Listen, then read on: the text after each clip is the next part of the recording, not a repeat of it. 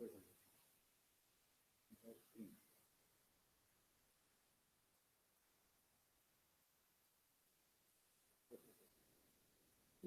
step is yes. Master? Okay.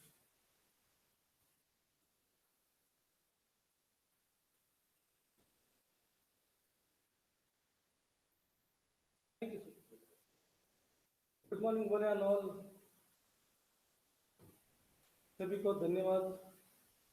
कल आप सभी लोगों ने बहुत अच्छी तरह से क्वेश्चन पेपर सॉल्व किए जो हमारे टॉपिक टेस्ट नंबर फर्स्ट थी। और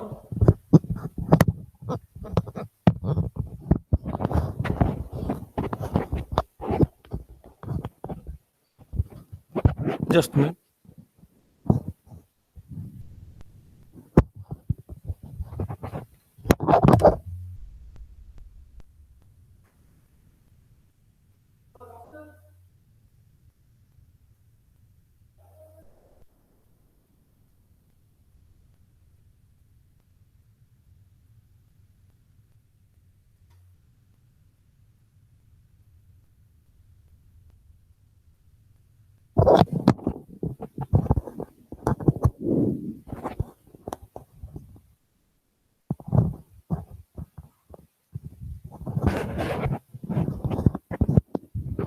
सॉरी प्लीज, ये टेक्निकल प्रॉब्लम ऐसे ही होता है।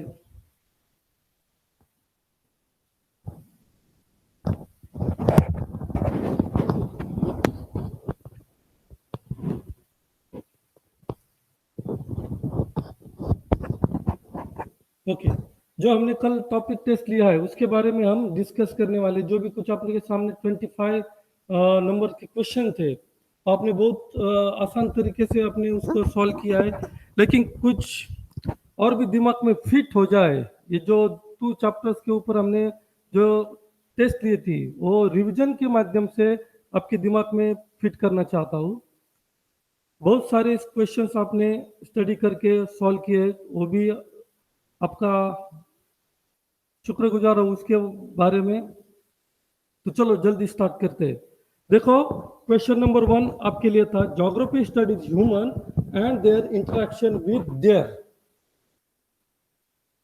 मराठी मीडियमच्या मुलांसाठी कसा प्रश्न होता हा की भूगोलाचा अभ्यास मानव आणि कशाशी त्याची अंतरक्रिया घडून येते, मानवाची अंतरक्रिया कशाशी घडून येते। Geography studies human and their interaction with their environment, ये अपना आंसर हो गया। पर्यावरण, पर्यावरणाची आणि मानवाची काय अंतरक्रियांचा अभ्यास ह्यूमन ज्योग्राफी मध्ये केला जातो, म्हणजे मानवी भूगोलात केला जातो। तर आपलं आन्सर आपण काय सोडवलेलं ते एन्व्हायरमेंट, दॅट इज पर्यावरण। Next, the study of population is a part of, लोकसंख्येचा अभ्यास हा कशाचा भाग येतो। मग बघा, तुम्हाला ऑप्शन दिलेत, human geography, physical geography, metrology, political geography. तर ह्यूमन ज्योग्राफी म्हणजे मानवी भूगोल। मग the study of population is a part of human geography. 2 branches मैंने आपको बताया, एक physical geography and second human geography. ये 2 फंडामेंटल ब्रांचेस है ज्योग्राफी के। तो फिजिकल जो भी कुछ थिंग्स आती और फिजिकल ज्योग्राफी में पढ़ा जाता है, प्राकृतिक जे जे काही घटक आहेत पृथ्वी तलावरचे ते सर्व प्राकृतिक भूगोलात शिकवले जातात। आणि मग मानवी भूगोलामध्ये सर्व मानवा आणि मानवांची अंतरक्रिया कशाशी चालते, त्याचे उद्योगधंदे, तो स्वतः माणूस, त्याची संख्या म्हणजे पॉप्युलेशन ज्योग्राफी, मानवाची संख्या आणि त्याचा पूर्ण अभ्यास हा पॉप्युलेशन ज्योग्राफी मध्ये केला जातो। मग त्याची भाषा, त्याचा वर्ण, त्याची नंबर ऑफ, ती कशी कशी विखुरलेली, कुठे जास्त आहे कुठे कमी, हे सर्व गोष्टींचा उहापोह आपल्याला कशामध्ये दिसून येतो, तर ह्यूमन ज्योग्राफी मध्ये। म्हणजेच काय, the study of population is a part of human geography. Okay, the second question is clear.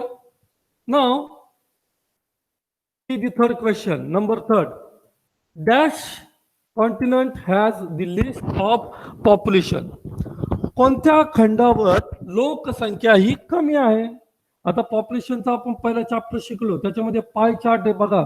दोन तुम्हाला डायग्राम त्याच्यामध्ये दिलेला आहे. ते छानसा डायग्राम तुम्ही डोळ्यासमोर आणा आणि ते तुम्ही त्याची ड्रॉइंग पण केलेली, की आपल्याला सांगतं कोणत्या खंडामध्ये लोकसंख्येची घनता कमी किंवा लोकसंख्या कमी आहे. मग ऑप्शन तुमच्या समोर होते, आफ्रिका, आशिया, युरोप, ऑस्ट्रेलिया. आफ्रिका म्हटलं तर आफ्रिका हा मोठा खंड आहे आणि तिथं लोकसंख्या जास्त आहे. त्याचं जर वैशिष्ट्य आपण बघितलं तर इलिटरसी त्या खंडामध्ये जास्त आहे.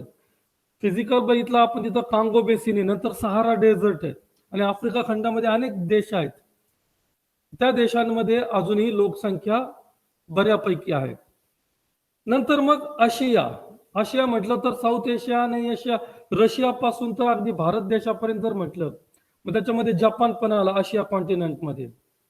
गल्फ कंट्रीज पण आल्या, Saudi Arabia, Iraq, Iran, Kazakhstan, ते स्थान नावाचे जे देश आहेत ते पण आले, कझाकिस्तान असेल, उझबेकिस्तान असेल, हे सर्व आशिया खंडामध्ये येतं. तर आशिया खंड हा लार्ज आहे आणि आशिया खंडामध्ये पॉप्युलेशन जास्त आहे.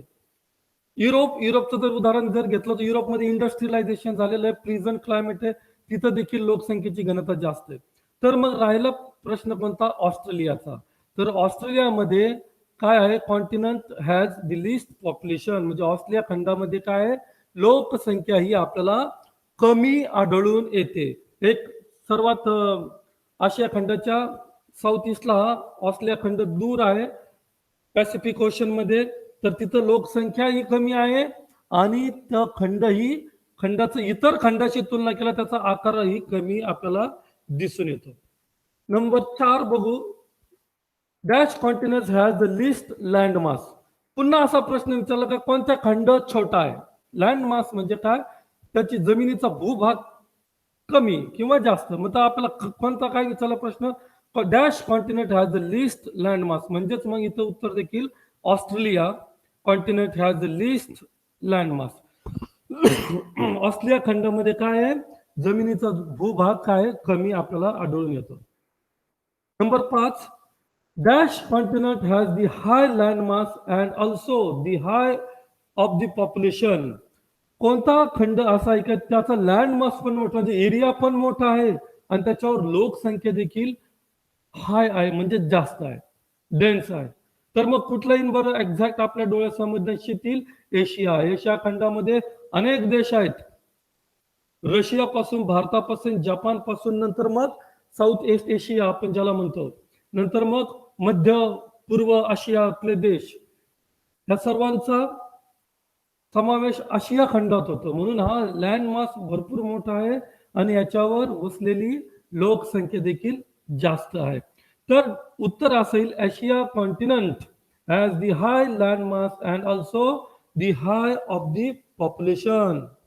Number 6. In the year 2009, the world population stands to be around dash billion. किती आपण आता पुस्तकामध्ये वाचलं, आपल्याला त्याचं आन्सर करेक्ट 7.7 बिलियन. किती उत्तर आहे आपल्याला? 7.7 अब्ज असं त्याचं मराठीमध्ये उत्तर आहे. तर ध्यानात ठेवायचं 7.7 ही काय 2019 साली असलेली जगाची लोकसंख्या आहे. नंतर 8. The term population distribution refers to the way people space over the, कुठं स्पेस मध्ये ती स्प्रेड झालेली, कुठं ओशन सरफेसवर आहे का, समुद्राच्या पृष्ठभागावर पॉप्युलेशन स्प्रेड झाली का, अर्थ सरफेसवर झाली का, पूर्ण बर्फाच्छादित प्रदेशावर झाली की दऱ्याखोऱ्यात झाली, कुठं झाली? तर मग ते झालं आपलं अर्थ सरफेस. जो पृथ्वीवरचा भूपृष्ठभाग आहे तिथं ही 7.7 बिलियन लोकसंख्या ही विखुरलेली आपल्याला दिसून येते. ओके, तर अर्थ सरफेस त्याचं करेक्ट आन्सर आहे. Number 8. Snow covered regions around the north and south pole are. आता बघा इथं मला नाव घेऊ शकतो सुहासिनीचं, त्याबद्दलच मला अपील होतं की सर हा प्रश्नचं उत्तर नेमकं काय आहे. तिने तिथं तिचं उत्तर स्पार्सली लिहिलंय, तर स्पार्सली उत्तर अतिशय बरोबर आहे. Snow cover regions around the north आणि साऊथ पोल म्हणजे स्पार्सली विखुरलेली संख्या आहे. परंतु सेकंड लाईन त्याची आपण जर त्या पुस्तकातली तुम्ही केअरफुली जर रीड केली तर desert having low density of population, even शब्द वापरलाय. म्हणजे नुसतं पुन्हा आपण ज्याला म्हणतो सुद्धा असा शब्द होता. इवन म्हणजे सुद्धा आपण त्याला असं म्हणू शकतो मराठीमध्ये की डेझर्ट हॉट डेझर्ट मध्ये देखील आपल्याला लोकसंख्या स्पार्स आढळते, म्हणजेच ती लो आढळते. तर इथं उत्तर थोडंसं कन्फ्युज आहे. लो आणि डेन्सली, लो आणि स्पार्सली दोन्ही तिथं अप्रोप्रिएट उत्तर. लो लिहिलं तरी बरोबर आहे, स्पार्स लिहिलं, पण आपण करायचं नेमकं काय असा आपल्या समोर प्रश्न उभा राहतो. परंतु प्रश्न पत्रिकेमध्ये सोडवल्यानंतर जी टीचरनी किंवा जी बोर्ड ज्यावेळेस फायनल अँसर डिसाईड करतं, अँसर की टीचरला देतं आणि मग तिथं जे अँसर असेल तेच आम्हाला ग्राह्य धरावं लागतं. तर विद्यार्थी मित्रांनो, पुन्हा ही कन्सेप्ट क्लिअर करून घ्या. तुम्ही लो लिहू शकता किंवा स्पार्स लिहू शकता. तर आता पुस्तकात सेंटेन्स स्पार्सली असा शब्द वापरला आहे स्नो कवर्ड एरियाला, नॉर्थ पोल आणि साऊथ पोलला. साऊथ पोलला काय अंटार्क्टिका आहे, नॉर्थ पोलला ग्रीनलँड आणि तो भाग येतो. दोन्ही आईस कॅप. ऍक्च्युली सांगायचं याचं विश्लेषण म्हणजे इथं टुरिझम जास्त जातात, रिसर्च जातात, जॉग्राफर जातात. इथली नेटिव्ह पॉप्युलेशन कमी, अंटार्क्टिकावर नेटिव्ह पॉप्युलेशन नाही ना ग्रीनलँडवर आहे. इथं एस्किमोज लोक आहेत नॉर्थ पोलला, परंतु त्यांची संख्या कमी आहे. म्हणजेच मग ती कुठं लो आहे तर कुठं स्पार्सली. तर ठीक आहे, पुस्तकाच्या सेंटेन्स प्रमाणे आपण उत्तर स्पार्सली हे आपण देऊया. तर इथं आपल्याला तो आता प्रश्न आपण कॉमन करून त्या प्रश्नाचं उत्तर या दोन्हीपैकी तुम्ही जर एक सोडवलं असेल तर ते बरोबर आपण ग्राह्य धरूया.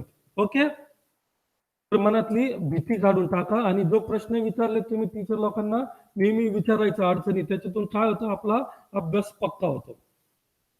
Coastal regions and plains are dash. Number 9, coastal म्हणजे किनारी भाग. जो आपण समुद्र किनाऱ्याचे भाग बघितले तिथं पोर्ट जी डेव्हलप होती, आंतरराष्ट्रीय तिथं व्यापार चालतो त्या बंदराच्या मार्फत. किनारी भागामध्ये मासेमारी चालती, भात लागवड होती. म्हणजेच मग किनाऱ्यापासून जवळजवळ 800 किलोमीटरच्या अंतर्गत भागामध्ये लोकसंख्येचं जाळं आपल्याला दाट आढळते. आणि प्लेन्स म्हणजे काय, नदीने वाहून आणलेला जो गाळ, त्याच्यापासून सुपीक मृदा झाली, फर्टाईल सॉइल जी तयार झाली, तिथं ऍग्रिकल्चर व्यवसाय हा जास्त प्रॅक्टिस होतो. म्हणून तिथं आपल्याला अतिशय प्राचीन काळापासून या दोन भागामध्ये आपल्याला लोकसंख्येची घनता डेन्स पॉप्युलेट आढळते, म्हणजे जास्त आढळते, दाट आढळते. म्हणजे coastal regions and plains are densely populated असं त्याचं करेक्ट आन्सर आहे. Okay, now next, dash climate region have dense population. इथं पण मला एका विद्यार्थ्याचा फोन आला होता, सर मी अशा पद्धतीने त्याचं उत्तर लिहिलंय, बरोबर आहे का? परंतु मग मी त्याच्याबद्दल थोडंसं अजून विश्लेषण करून सांगितलं आणि मान्सून हे उत्तर कसं आहे बरोबर आहे ते समजून सांगितलं. तर इथं उत्तर हॉट कोल्ड इक्वेबल नसून मान्सून आहे. मान्सून म्हणजे मान्सून आपण ज्याला म्हणतो, monsoon climate region have dense population. कुठं आढळतं बरं monsoon type of climatic region? बघा बरं, जगाचा नकाशा डोळ्यासमोर आणा. आता आपण 4 चॅप्टर शिकलो, त्याच्यामुळे तुम्हाला मान्सून एरिया आता माहितीच आलेला आहे. तर ज्या आशिया खंड, साऊथ एशिया खंडामध्ये मान्सून टाईप क्लायमेट आहे. उन्हाळा, पावसाळा आणि उन्हाळा हे तिन्ही ऋतू येतात तिथं. आणि मग जसं जसं तापमान बदलतं त्याच्यानुसार काय हवामानामध्ये बदल होतो. जे साऊथ एशियातून समुद्रावरून येणारे वारे आहेत ते आपल्याला पाऊस देतात, म्हणजे कोणत्या महिन्यात देतात? किंवा हिमालयातून येणारा दक्षिणेकडे जो शीत प्रवाह आहे त्याच्यामुळे आपल्याकडे महाराष्ट्राच्या दख्खन पठारावर थंडीची लाट येते, मग ती कोणत्या सीझन मध्ये येते? म्हणजे उन्हाळा, पावसाळा आणि हिवाळा हे आपण तिन्ही ऋतू या खंडावर अनुभवतो. आणि या खंडावर आपल्याला काय आढळून येतं? दाट पॉप्युलेशन आढळते. हॉट म्हटलं तर उष्ण वाळवंट आलं, कोल्ड म्हटलं तर शीत वाळवंट आलं, नॉर्थ पोल, दक्षिण साऊथ पोल आलं, किंवा मग हिमालय रिजन मध्ये पण कोल्ड असतं. देन आफ्टर आपला तिबेटियन प्लाटू जर म्हटलं त्याचा 1/3 भाग नॉर्थचा कोल्ड डेझर्टनी कव्हर झालेला आहे. म्हणजे तिथं काय बर्फाच्छादित प्रदेश आहे, तर तिथं लोकसंख्या असण्याचं काही एवढं कारण नाही. दाट इक्वेबल म्हटलं तर समुद्र किनारी ठीक आहे, सम हवामान असतं, परंतु आपण विचार कशाचा करतोय? पूर्ण कॉन्टिनेंट करतोय. एका कॉन्टिनेंटची दुसऱ्या कॉन्टिनेंटची तुलना करतोय, एका राज्याशी दुसऱ्या राज्याशी करत नाही. लक्षात आलं? नॉर्थ अमेरिकेचं क्लायमेट वेगळं, साऊथ अमेरिकेचं वेगळं, ऑस्ट्रेलियाचं वेगळं, युरोपचं वेगळं, आशिया कॉन्टिनेंट त्याच्यामध्ये साऊथचं आशियाचं वेगळं आहे. आणि साऊथ आशियामध्ये मॉन्सून टाईपचं क्लायमेट आहे आणि तिथं आपल्याला डेन्स पॉप्युलेशन आढळून येते. हे त्याचं अप्रोप्रिएट आन्सर आहे. Okay. Number 11, people prefer to live in areas where fresh dash is easily available. आता लोक कुठं प्राधान्य देतात का जिथं त्यांना वस्ती करून राहायचं. मग त्यांना सर्वप्रथम जसं अन्न वस्त्र निवारा या ज्या आपण मानवाच्या मूलभूत गरजा आपण बघतो, पण काही गोष्टी असतात त्याच्याहून विना माणूस जगू शकत नाही. हवे विना तर 1-2 मिनिट नाही जगू शकत. परंतु हवा ही त्याला नॅचरल कुठेही मिळते, पण आईस झालं, वॉटर झालं, सॉइल झालं आणि एअर याची तुलना आपल्याला त्याच्यातून उत्तर बाहेर काढायचंय. तर मग कुठं लोक प्रेफरन्स देतात, कुठं प्राधान्य देतात का जिथं पाणी अवेलेबल आहे, फ्रेश वॉटर. म्हणून एन्शियंट पिरियड पासून बघता आपण ज्या 12ही वाहणाऱ्या नद्या आहेत पाण्याने, हिमालयीन नद्या बघा तुम्ही 12ही नद्या, जगाच्या आपण 10 नद्या शिकलोत. मग त्याच्यामध्ये अमेझॉन, नंतर मग आपण शिकलो आपली गंगा रिव्हर, सिंधू रिव्हर, अँगस्ती रिव्हर चायनाची, नाईल रिव्हर इजिप्तची, मरे डार्लिंग ऑस्ट्रेलियाची. या 12ही महिने वाहणाऱ्या नद्या आहेत. याच नद्यांच्या सानिध्याने प्राचीन काळापासून लोक वसाहत करून राहतात. म्हणजे मग पीपल प्रेफरन्स कुठे देतात, कुठं राहण्याचा, जिथं फ्रेश वॉटर अवेलेबल आहे. आलं लक्षामध्ये. तर पाण्याची उपलब्धता जिथं आहे तिथं लोक त्याला फर्स्ट प्रेफरन्स देतात राहण्यासाठी. Number 12, dash are important for agriculture. कुठली आता मातीविषयी दिले ते सॉइल विषयी आपल्याला सॉइलचे 4 प्रकार दिलेत तिथं. त्याच्यापैकी आपल्याला इम्पॉर्टंट फॉर ऍग्रिकल्चर शेतीसाठी कोणती योग्य माती आहे, म्हणजे सॉइल आहे, मृदा आहे, आपण त्याला भौगोलिक शब्द वापरतो मृदा. कुठली आहे तर ती आहे आपल्याला फर्टाईल सॉइल, सुपीक मृदा, जी नद्यांनी वाहून आणलेल्या गाळापासून तयार होते. मग त्या फर्टाईल सॉइल मध्ये ऍग्रिकल्चर जास्त प्रमाणात वाढीस लागतं. Okay done. तर मार्शी म्हणजे दलदलीची मृदा त्याला लागत नाही. आईस कव्हर म्हणजे पूर्ण बर्फाच्या आधी लागत नाही. सँडी म्हणजे वालुकामय भरडाची ती मृदा आहे ती बिनकामाची, ती डेझर्ट मध्ये असते. तिथं शेती होती का नाही होत. तर मग आपलं करेक्ट आन्सर काय आहे, फर्टाईल सॉइल, दॅट इज सुपीक मृदा. Number 13, dash dash activity generate employment. कोणता व्यवसाय, कोणत्या कृती मानवाच्या कद्या एम्प्लॉयमेंट म्हणजे रोजगार निर्मिती करतात. तर कुठल्या आहेत त्या, ऍग्रिकल्चर आहे का, इंडस्ट्री का, अर्बनायझेशन का, ट्रान्सपोर्टेशन आहे. तर ऍग्रिकल्चर मधून लेबर तर लागतं ऍग्रिकल्चरला, पण इतक्या प्रमाणात नाही जेणेकरून इंडस्ट्रीला लागतं. म्हणून इंडस्ट्री काय करते, जिथं मॅन्युफॅक्चरिंग चालते, फिनिश गुड प्रोडक्ट तयार होतं, रॉ मटेरियल पासून फिनिश गुड होतं, नाना तऱ्हेच्या प्रोसेस असतात त्याच्यामध्ये. आणि त्यालाच मग जॉईनिंग ट्रान्सपोर्टेशन पण आलं, म्हणजे इंडस्ट्री आली म्हणून ट्रान्सपोर्टेशन आलं. आलं लक्षात. कच्चा माल इंडस्ट्री आणायला पक्का माल बाजारपेठ न्यायला, आणि मग इंडस्ट्रियलायझेशन झालं तर ऑटोमॅटिक अर्बनायझेशन वाढतं. म्हणजे मग फर्स्ट प्रेफरन्स आपण कुठे देणार, industrial activities generate employment. Okay. कारखानदारी काय करते, आपल्याला रोजगार निर्मिती करून देते. Number 14, dash transport lead the discovery of new places. कोणती वाहतूक अशी का ती तिने नवीन खंडांचा शोध लावलेला आहे. माहिती आहे आपल्याला, कोलंबसनी अमेरिकेचा शोध लावला. कशाच्या मार्गे लावला, विमानाने गेला, तो पायी गेला, सायकलवर गेला, मग कसा गेला, तो सी रूटने गेला. म्हणजे होडीमध्ये त्याची टीम बसली आणि ते एका खंडातून दुसऱ्या खंडात प्रवास त्यांनी ओशन मार्फत केला. म्हणजेच म्हणजे डिस्कवरी ऑफ अमेरिका आपण असं त्याला म्हणतो. म्हणजे समुद्र मार्गाने काय झालेलं, नवीन प्लेसेसचा आपल्याला इंट्रोड्यूस झाली, म्हणजे ओळख झाली. तर that is sea route. Ancient time पासून रेल्वे, एअर तर आता त्याची निर्मिती झाली, पण ओशन रूट म्हणजे प्राचीन काळ, मिडियल पिरियडच्या आधीपासून तो आपल्याला वापरात असलेला दिसून येतो. त्याच्यामुळे अनेक खंडांची आपल्याला ओळख झालेली आणि त्याच्यातूनच संस्कृती भरभराटीस लागली, व्यापार वृद्धिगंत झाला. Number 15, the growth of industries is responsible for the development of.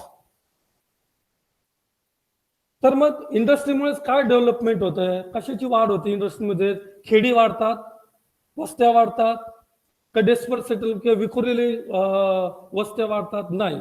तर मग काय, इंडस्ट्रियलायझेशनमुळे शहराची वाढ होते. शहर आता बघा, अहमदनगर शहर किती चौक बाजूनी कसं त्याची व्याप्ती ओढली, कारण का MIDC आहे. औरंगाबाद शहराचं उदाहरण घ्या, मेट्रोपॉलिटन मुंबई शहर उदाहरण घ्या, हे मोठमोठी शहर काय आहेत, इंडस्ट्रियलायझेशनमुळे काय झालेली आहेत, अतिशय चौबाजूनी एकदम दूर दूर दूर व्याप्ती वाढत आली. कारण का लोक बाहेरून मायग्रेशन करून तिथं राहण्यास येतात, कारण का त्यांना एम्प्लॉयमेंट तिथं उपलब्ध होतं. कशामुळे एम्प्लॉयमेंट होतं, इंडस्ट्रीजमुळे त्यांना निर्माण. म्हणून रुरलची नाही डेव्हलपमेंट होता, इथं सिटीजची डेव्हलपमेंट आपल्याला होताना आढळून येते. Number 16, what happens to the population when births are more than death rate. जर डेथ रेट कमी झाला तर काय काय बदल होऊ शकतो आपल्याला. What happens population when births are more. जन्मदर वाढतच राहिला आणि डेथ कमी होत राहिला. डेथ म्हणजे काय, तिथं माणसाचं आयुर्मान वाढतं. आपल्याकडे किती 65-70 आयुर्मान आहे, परंतु प्रगत देशामध्ये 80-90-100 वर्षापर्यंत लोक ठणठणीत राहतात. म्हणजे ज्या ठिकाणी हेल्दी फूड आहे, आल्हाददायक हवामान आहे, तिथं मानवाचं आयुष्य वाढतंय आणि मग त्याचा डेथ रेट कमी होतो. वर्षाला जे मृत्यूदर आहे तो वर्षाचा जो मृत्यूदर आहे जो काय असतो तो कमी होतो आणि इकडून तर जन्मदर वाढतच राहतो. म्हणजे त्या प्रदेशाची एकंदर लोकसंख्या ही वाढत जाती असं त्याचा अर्थ निघतो. म्हणजेच मग आपल्याला इन्क्रीजिंग वाढणारी ग्रोथ असं त्याचं आपल्याला उत्तर द्यायचंय. Number 17, there are dash components of population 4315. तिथं 4 ऑप्शन आहेत. किती कंपोनंट्स आहेत आपल्याला पॉप्युलेशनचे? 3 आहेत. कुठला आहे? जन्मदर, मृत्यूदर आणि स्थलांतर. हे 3 महत्वाचे घटक आपल्याला लोकसंख्येमध्ये आपण त्याला काय करतो, अभ्यास करतो, जेणेकरून लोकसंख्येत बदल होत असतो. स्थलांतर झालं तरी बदल होतो, जन्मदर वाढला तरी कमी होतो, कमी झाला तरी बदल होतो, मृत्यूदर वाढला तरी बदल होतो, कमी झाला तरी बदल होतो. आणि मायग्रेशन हे चालूच असतं, सतत घडणारी क्रिया आहे. त्याच्यामुळे या 3 कंपोनंट्स मुळे आपल्याला त्याचं उत्तर द्यायचं. तर there are 3 components of population. Okay. And number 18, sex ratio, literacy rate are studies in dash geography. म्हणजे लिंग गुणोत्तर आणि साक्षरतेचा कोणत्या भूगोलामध्ये अभ्यास केला जातो? प्राकृतिक भूगोलात केला जातो की फिजिकल जॉग्राफीमध्ये केला जातो का ह्युमन जॉग्राफीमध्ये केला जातो? म्हणजे प्राकृतिक भूगोलात केला जातो की मानवी भूगोलात केला जातो? तर मग आता आपण कशाचा अभ्यास करतोय? पॉप्युलेशनचा. आणि मग आपलं सिलेबसचं नाव काय? Human geography. सर काय आलं आपलं? that is population. Sex ratio, literacy rate are studies in population geography. कारण पॉप्युलेशन जॉग्राफी आपण ह्युमन जॉग्राफीच्या अंडर शिकत आहोत, जेणेकरून आपला पहिला आणि दुसरा जो धडा आहे तो निव्वळ पॉप्युलेशनवर आपण शिकत आहे. तर पॉप्युलेशन जॉग्राफीमध्ये आपण सेक्स रेशिओ म्हणजे महिलांचं प्रमाण पुरुषांमागे किती आहे पूर्ण जगाभरातलं ते शिकतो, प्रदेशवाईज ते शिकलो. आणि साक्षरता ही किती महत्वाची, आणि साक्षरता राज्यगणिक देशागणिक कसं वेगवेगळं चित्र आहे हे देखील आपण या धड्यामध्ये शिकलेलो आहे. तर मग आपल्याला पॉप्युलेशन जॉग्राफी असं त्याचं उत्तर आहे. Number 19, which pyramids represents a young country. लोकसंख्येचे 3 मनोरे दिलेले आहेत बघा लोकसंख्या बदलाचे. There are 3 pyramids. तुम्ही ते पुस्तकामध्ये बघा 3 आपल्याला ते मनोरे, त्याच्यामध्ये ते 3 वेगवेगळं आपल्याला ते इंडिकेट करते. तर तिथं उत्तर ए येईल. यंग पॉप्युलेशन आहे 35, 40, 55, 50. हा जो वयोगट आहे 25 पासून ऍक्च्युली चालू होतं भारतात. तसं तरुणांचं वय 18 वय नंतर आपण धरतो. तर हा जो वयोगट आहे 18 पासून तर वयोगट 50 पर्यंत हा तरुण गट मानला जातो. आणि त्याचं प्रमाण मग ए मनोरा आपल्याला दाखवतो. सध्या भारत देखील त्याच्यामध्ये येतो. तर भारतामध्ये तरुणांची संख्या सध्या जास्त आहे. उत्तर काय येईल आपल्याला? A, that is a. Number 20, dividends, a type of reward that is distributed among the dash. नागरिक म्हणजे सिटीजन मध्ये वाढतो का तो, लोकसंख्येत वाढतो का, शेअर होल्डर्स मध्ये वाढतो की मेंबर्स मध्ये वाढतो? तर डिव्हिडन्स आपण लाभांश आपण ज्याला म्हणतो का, ती कॉमर्सची व्याख्या आपल्याला आपण ते शिकतोय. आणि मग शेअर होल्डर्स ज्यांनी शेअर्स घेतलेले आहेत त्यांच्यामध्ये त्याचा नफा लाभांश त्या संस्थेचा वाटला जातो. म्हणजे dividends of type reward that is distributed among the shareholders असं त्याचं उत्तर. भागधारकांमध्ये आपण त्याला वाटत आहोत. Number 21, proportion of literate population of a country is an indicator of its dash development, that is cultural, natural, socio-economic and physical. Proportion of literacy population of a country is an indicator. काय दर्शवतंय? Literate population जर असेल तर मग काय ते represent करेल? गरिबी represent करेल का श्रीमंती? शैक्षणिक पातळी जर उंचावली एखाद्या देशाची तर त्याच्या पाठीमागे मग काय विकास होईल? सोशिओ इकॉनॉमिक म्हणजे सामाजिक आणि आर्थिक गोष्टींचा तिथे काय होईल? निश्चितच विकास होताना आपल्याला आढळून येतं. म्हणजे लिटरेट पॉप्युलेशन जर असेल, साक्षर लोक असेल तर सोशिओ इकॉनॉमिकची डेव्हलपमेंट होती. Okay. Now number next 22nd. The movement of people is called literacy, migration, occupation, education. तर याच्यामध्ये आपण मायग्रेशन म्हणजे स्थलांतराची व्याख्या बघितली की मुवमेंट ऑफ पीपल, व्यक्ती किंवा व्यक्तींचा होणारा हालचाल एका प्रदेशातून दुसऱ्या प्रदेशात, एका राज्याच्या हद्दीतून दुसऱ्या राज्याच्या हद्दीत, एका देशातून दुसऱ्या देशात, ही सतत होणारी हालचाल, येणं पण आहे जाणं पण आहे, यालाच मायग्रेशन म्हणतात. म्हणजे the movement of people is called migration. ही मायग्रेशनची डेफिनेशन ही पाठ करून ठेवायची. Number 23rd, external migration is called. आता मायग्रेशनचे टाइप्स आपण शिकलो, इंटरनल, एक्सटर्नल. त्याला पुल आणि पुश फॅक्टर कशा जबाबदारी आपण हे पण शिकलो. तर एक्सटर्नल म्हणजे काय? ते बाह्य अंतर्गत. म्हणजेच मग ते काय उत्तर आहे त्याचं? फ्रॉम वन कंट्री टू अनादर. एका देशातून दुसऱ्या देशात होणारं स्थलांतर आहे त्याला आपण एक्सटर्नल मायग्रेशन असं म्हणतो. बाह्य अंतर्गत मार्गदर्शन. मग external migration is called from one country to another country. एका देशातून ते दुसऱ्या देशात होतं. Number 24, when people are attracted to a region due to some factors they are called. ज्यावेळेस लोक एका विशिष्ट कारणाने आकर्षले जातात, एखाद्या प्रदेशाकडे लोक आकर्षले जातात. बघा शहराकडे कसे लोक खेडेगावातून आकर्षले जातात, कारण शहरात काय इंडस्ट्रीज जेणेकरून खेड्यात उपलब्ध नाही. तर मग त्याला काय म्हणायचं आपण? पूल फॅक्टर. पूल म्हणजे आकर्षले. दरवाजात लिहिलेलं असतं बघा एखाद्या शॉपच्या, पूल डोर म्हणजे पूल म्हणजे ओढणे, पुश म्हणजे ढकलणे. पुश असेल तर आपण दरवाजा ढकलून जातो, पूल असेल तर ओढून जातो. म्हणजेच काय? मग अट्रॅक्शन जिथं आपण ज्याला पूल म्हणतो, ज्याला आपण खेचतो, तर तिथं काय पूल फॅक्टर्स तयार होतो. म्हणजेच मग people are attracted to a region due to some factors they are called pull factors. मग इकॉनॉमिक असेल, सोशल असेल, पॉलिटिकल असेल किंवा फिजिकल असेल. Okay. Pull factor is the correct answer. Now number last 25, population is also considered as a dash resource.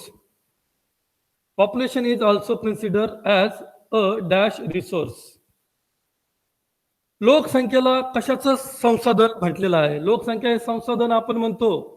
मी लोकसंख्या धड्याचा जो पहिला प्रश्न तुम्हाला शिकवला बघा, त्याच्यामध्ये याचं उदाहरण मी छान समजून दिलं की जे आपलं सैनिक आहे ते आपलं संसाधन आहे.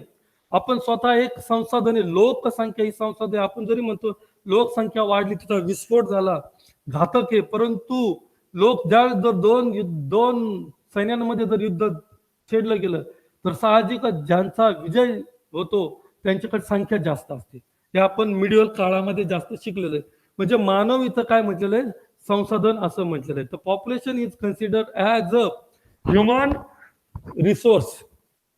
ओके.